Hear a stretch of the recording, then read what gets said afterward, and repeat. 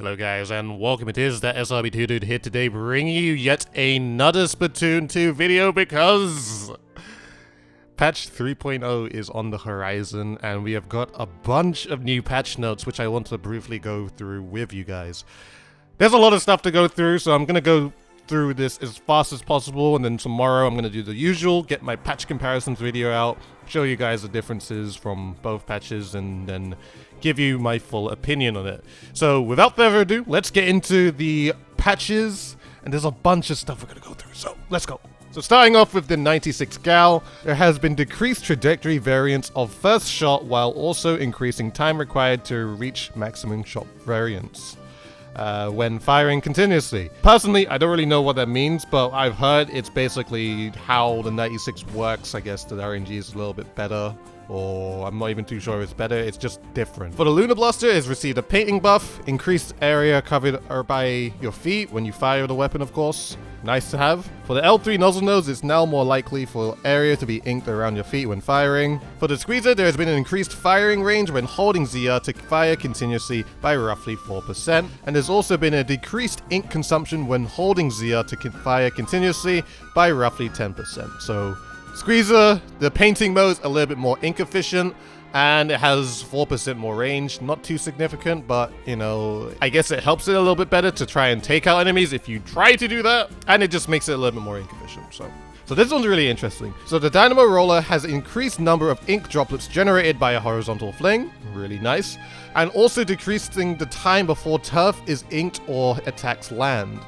Now, this is actually an error in translation from the Japanese patch notes, as it's actually talking about it's decreasing the dead space in ink dealt after the vertical swing, overall making the swing from the Dynamo more consistent. For the Flinger Roller, there's been an adjusted distance at which damage from a horizontal swing begins to decrease, and there's also been an increased distance at which damage exceeding 100 damage points and 50 damage points are dealt by roughly 12%.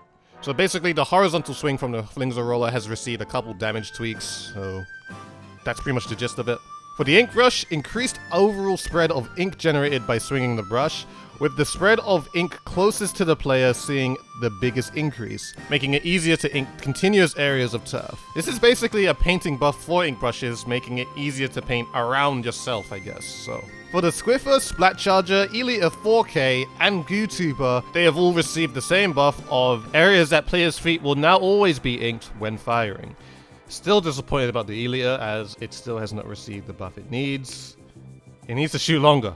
I'm gonna say that every single time we go through a patch. It needs to shoot further. The Bamboozler also received a full charge damage buff from 80% to 85%. Not really much to say about that, other than the Bamboozler is now a little stronger. For the Gloogadoolies, increased firing range after performing a dodge roll by roughly 13%. That's really good for the Gloogadoolies. So after you dodge roll and you do the 2-shot hit turret mode, basically you get 13% more range. Really, really nice. I look forward to this. For the Splatbrella, there's been an increased area covered by ink droplets when shots hit its surface. So basically the Brella has better painting. For the Tentabrella, increased area covered by ink at players' feet when the Brella is open, increased area of ink coverage generated when Umbrella portion is launched, and there's been a decreased time for the new Umbrella to be generated after it has been destroyed or launched from 6 seconds to 5 seconds. So basically, Tentabrella paints a little bit better, and once you've shot or your shield has been destroyed, you just have to wait 5 seconds for your next shield to be regenerated. So that's really, really fast, honestly. So pretty much that is all for main weapons. They all received the buff, so that's quite nice to see too. Now let's get on to the sub-weapons and the 2 specials that have also received some changes. So this is probably one of the most interesting out of all the sub-weapons in this one. So for Splashable, there's been a decreased time for ink beginning to recover by roughly 1 second. So basically after you've thrown your Splashable and you're about to recover ink, that is about 1 second quicker. It is also now possible to throw a wall after you already have a wall set up. But the thing is that when you throw the second wall, the first wall will be destroyed due to your second wall being put up. Which is very, very nice, meaning that you can put walls on demand. It's not the thing where you throw a wall, you have to wait until the first wall comes down, then you throw the next wall. But now it's a thing where you can quickly throw them out when you need to, and it's just a lot more convenient that way, which is super nice. Splash Ball also now opens quicker on flat ground, 15 frames faster. Now, I don't know how fast Splash Balls used to open in Splatoon 1, but this may be close to it, where a Splash Ball can open just as fast as it used to, like in Splatoon 1. However, this has not been changed if you throw the Splash Ball on an upward or downward slope. As it also says in the patch notes, there's been no change for how quickly the wall opens if it is on one of these surfaces. Meaning you gotta be a little bit more strategic with your wall. If you're on flat surface, you're good. If you're on a slope, then it's gonna be just like how it was before. There's a lot of Splash Ball buffs, so I'm really interested to see who's gonna take advantage of this. Personally, I am. So for Squid Beacons, there has been an increased durability by roughly 20%. Basically, Squid Beacons are a lot more sturdier now. Due to the fix above, damage dealt by certain attacks has also been changed. So this includes the Stingrays, Ink Storm, Nozzle Nose, Blaster, and the vertical swings by roller weapons. You can see all the percentage values that are listed in the patch notes. For Ink Mines, with the R button pressed and held, players are now able to go into Squid form immediately by pressing ZL even before the Ink Mine has been fully set.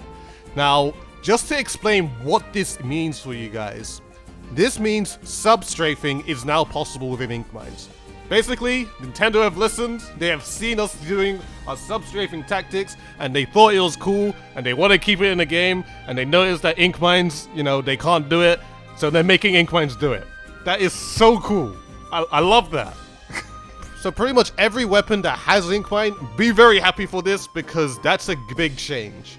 For Curling Bombs, there has been a decreased radius of ink coverage and damage dealt by Curling Bomb's explosion when R is pressed and immediately released. So basically, when you instantly throw a Curling Bomb, there's going to be less damage output coming from it, and there's also going to be less ink coverage coming from it as well when it's exploded. However, the bomb now grows in size the longer R is held, increasing the ink coverage while traveling and the area ink coverage and damage dealt when it explodes.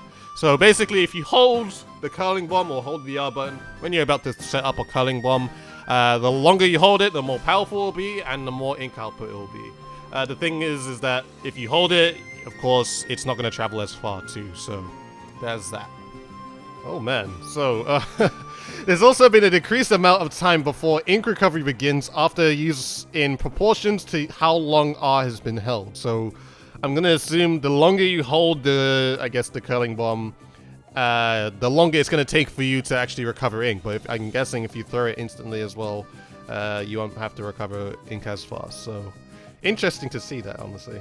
So for Sprinkler, there has been a decreased ink consumption from 70% to 60% of ink tank capacity. So basically, you're more ink efficient with sprinklers.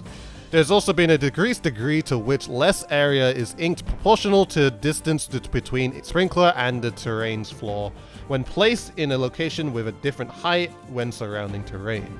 Meaning that sprinklers aren't going to be as strong. If it's at a higher point, then there's not going to be as much ink that's going to be painted, which is honestly pretty bad. I feel like sprinklers really needed stuff like that. There's also been increased durability to sprinklers by roughly 20%, just like the Squid Beacons. Due to these fixes, damage dealt by certain weapons has also changed, which also include the Stingray, 58%, Ink Storm 67%, Nozzle Nose 20%, Blasters 20%, and the vertical swing of all roller weapons 20% as well. There's also been a decreased range of ink droplets and area coverage during time after placement until Sprinkler's output begins to weaken. Oh my god, Sprinklers are getting a hit hard, damn. So those are all the sub-weapons. Now we're going to move on to the two special weapons. The first one is the Curling Bomb Launcher.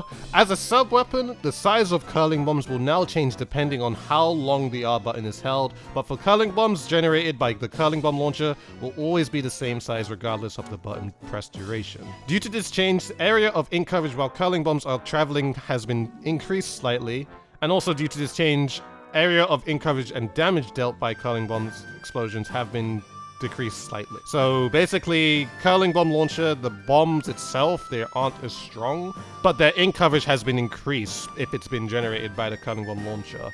And it doesn't actually hold the same effects as the regular Curling Bomb as a sub-weapon, so nice to see that they actually take this into account too. Only one weapon has this though, so it just depends if people are really going to pick up the Silver Aerospray. And the second sub-weapon is the Stingray. Reduced damage dealt by roughly 10%. Great.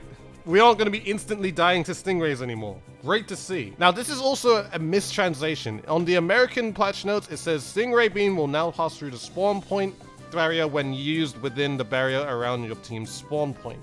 Now, this is incorrect because in the Japanese patch notes, it means that if you are using a Stingray and you're inside your spawn barrier, you'll be pushed out of it. So you cannot do that anymore. You can't jump back to spawn and feel safe anymore while you just kind of wave your laser around. You'll always be pushed out of it. So basically, if someone wants to counter to you, you always can. If someone decides to use tenta missiles on you while you have a Stingray out, they can annoy you and delay the amount of time you can Stingray. So basically, Stingray isn't as strong and as safe as it used to be.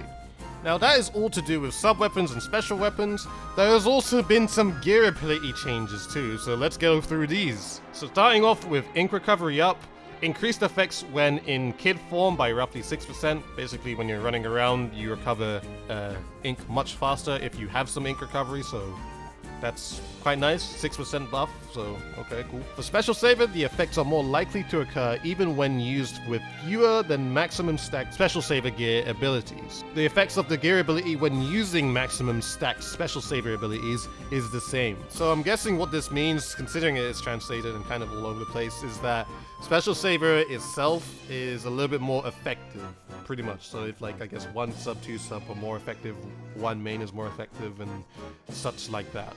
For ink resistance up, there has been an improved effect of reducing maximum amount of damage dealt by stepping in opponent's ink, and the speed which damage is dealt when stepping in opponent's ink is now slower. So to sum that up, you basically take damage much slower than before when using ink resistance. Opening Gambit receives a pretty cool buff.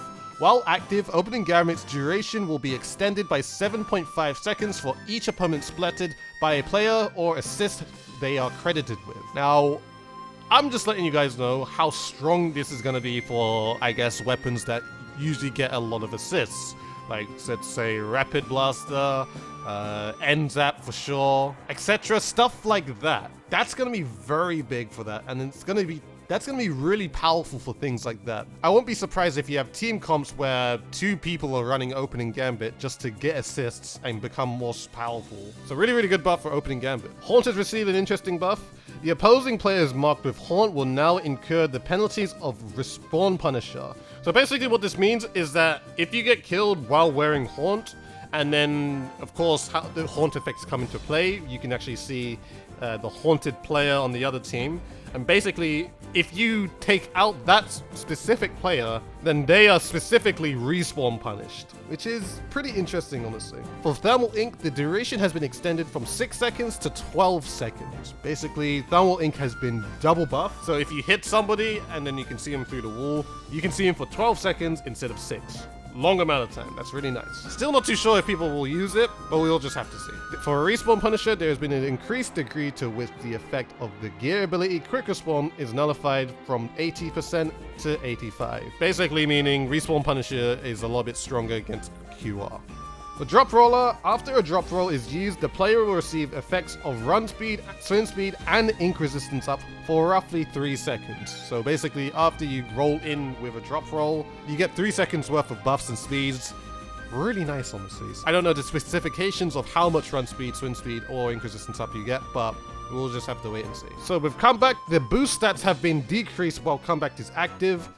From 1.2 times value of main gear power up to 1 times value. So I'm pretty sure what this means is that the comeback boost is no longer going to be 1 main, 2 subs. It's just going to be 1 main of the boost that it does have. So basically what this means is that it's going to be much weaker than before.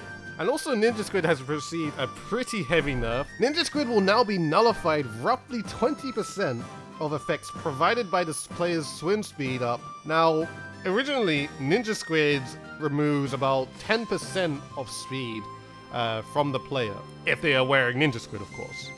Now it's 20%, so you are much slower. You're gonna have to run like, I don't know, 7 subs of swim speed just to get to normal speed of your regular swim speed.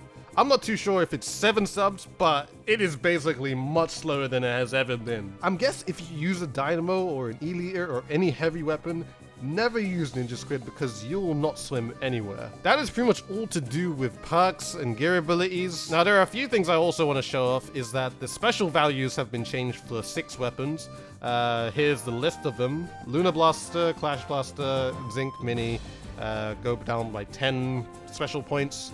Blaster, respectively, goes from 170 to 190. Slusher Deco is just having the worst day in this patch. It is really, really bad. From 200 to 220, it's getting the Tentatek treatment when the Tentatek was from like 210 to 230. It's going to be really hard to get special with your Slusher, especially with the Sprinkler nerf as well, so bad. And also the Heavy Splatling, respectively, also goes from 180 to 200. Honestly, I thought it was much needed because it gets Stingray super, super fast and became pretty much such a necessity for having it. Now that is pretty much all to do with the patch notes. Those are the things that we kind of look forward to. Of course, this also comes with a bunch of fixes around the board. I'm not going to explain all of that because then it'll take like 50 minutes to make this video. But I would also like to add in this video that there are 4 new weapons coming out in this upcoming patch. First one, the Neo Splash cinematic with Burst Bombs and Suction Bomb Launcher. Super strong, gotta say. The next one, the Foil Squeezer with Splat Bombs and Bubble Blower. Again, probably gonna be really strong. Next one is the new Squiffer with Auto Bomb and Baller, which is pretty nice. The last one is the Gloogadoolies Deco, which is the Splash Wall and Baller. That's like my dream set if it was on a Splattershop Pro, so that's kind of nice to see too. So pretty much this is all we've got from the patch notes and pretty much all the news that we've received. We're also getting a new map, Camp Triggerfish, returning from Splatoon 1 to Splatoon 2. This is all coming today for you, all my American viewers here. This is all coming today.